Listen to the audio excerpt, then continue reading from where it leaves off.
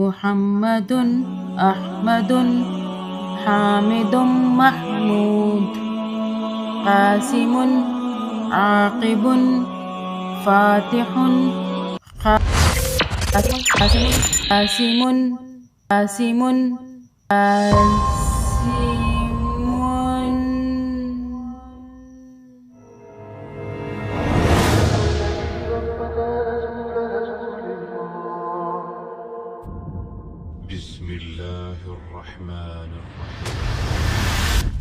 حدیث ہے میری وفات کے بعد غیب کی خبریں ختم، صرف مبشرات خوشخبریاں باقی ہیں۔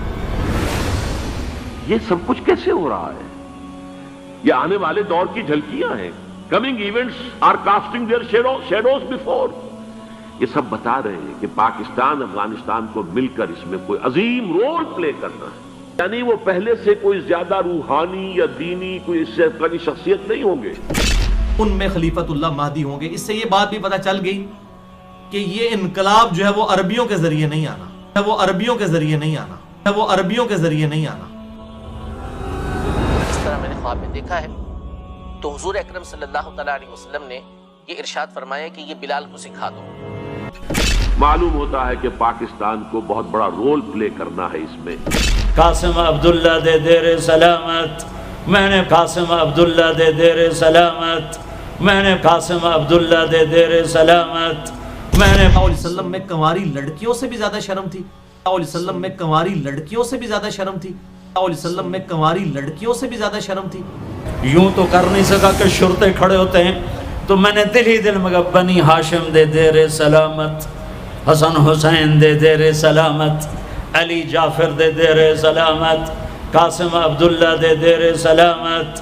میں نے پورا مراسم اور میں اتنا رویا،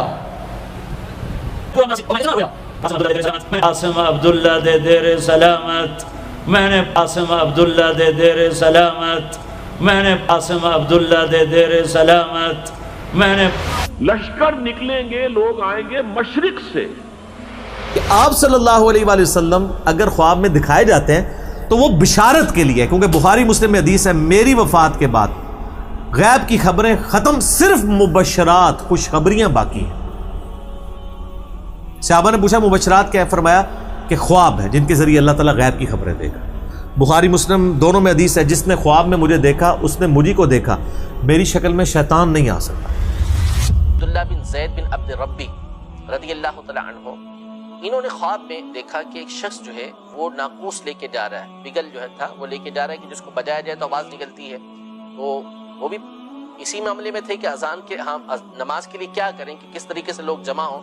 تو انہوں نے اس شخص سے کہا کہ یہ بیچتے ہو؟ خواب کے اندر اس سے کہا، یہ بخاری شریف کے اندر روایتیں موجود ہے۔ تو اس شخص نے کہا کہ کیا کرنا ہے؟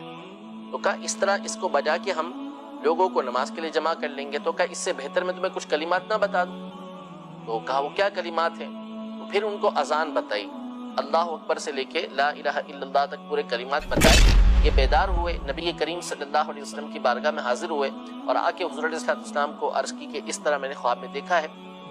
تو حضور اکرم صلی اللہ تعالیٰ علیہ وسلم نے یہ ارشاد فرمایا کہ یہ بلال کو سکھا دو، بلال کو بتا دو، کیونکہ ان کی آواز بلند ہے۔ تو انہوں نے پھر حضرت بلال رضی اللہ تعالیٰ عنہ کو یہ کلمات بتائے، تو حضرت بلال رضی اللہ تعالیٰ عنہ نے یہ اذان دی۔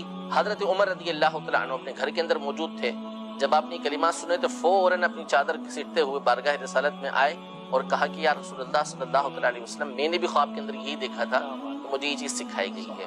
تو یوں اذان کی ابتدا نماز کے لیے مدینہ منورہ میں اس طریقے سے ہوئی۔ اصل یہی ہے خراسان سے جب کالے جھنڈے آئیں گے تو ان کا استقبال کرنا، یعنی اہل عرب کو کہا گیا، ان میں خلیفت اللہ مہدی ہوں گے۔ اس سے یہ بات بھی پتہ چل گئی کہ یہ انقلاب جو ہے وہ عربیوں کے ذریعے نہیں آنا، اجمیوں کی طرف سے آنا۔ المہدی منا اہل البیت یصلح اللہ فی لیلۃ، مہدی ہم میں سے ہوں گے، ہمارے اہل بیت میں سے، اور اللہ ایک ہی رات میں ان کی اصلاح کر دے گا۔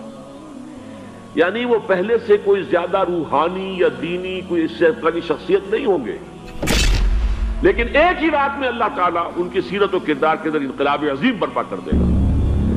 جب ملاحم کا دور شروع ہوگا تو اللہ تعالیٰ اٹھائے گا ایک لشکر یا لشکروں پر لشکر، موالی میں سے، موالیوں میں دم نہیں ہے، موالی میں سے لشکر اٹھیں گے کہ جو در حقیقت حضرت مہدی کی حکومت کو قائم کریں گے۔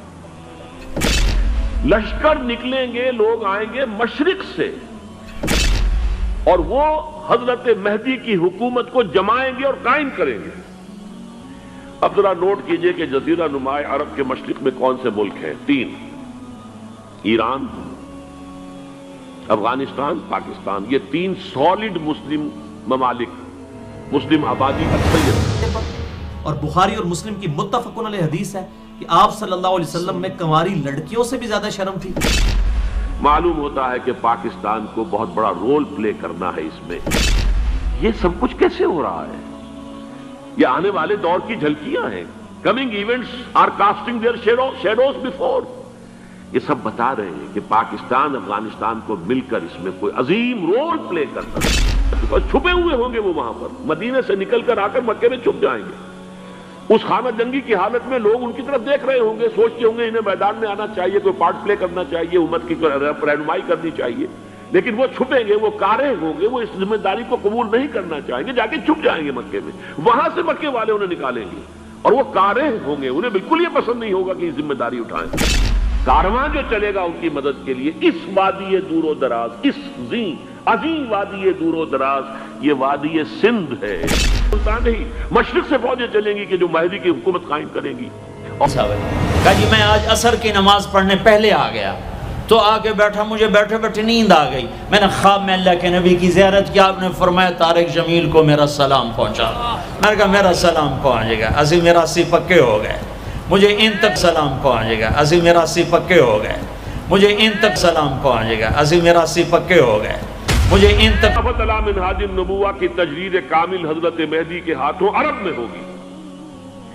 اس سے پہلے اس کے لیے محنت، کوشش، جد و جہد پاکستان اور افغانستان میں ہو چکی ہوگی جو اسے سپورٹ کرے گی اور وہاں جا کر حکومت قائم کرے گی۔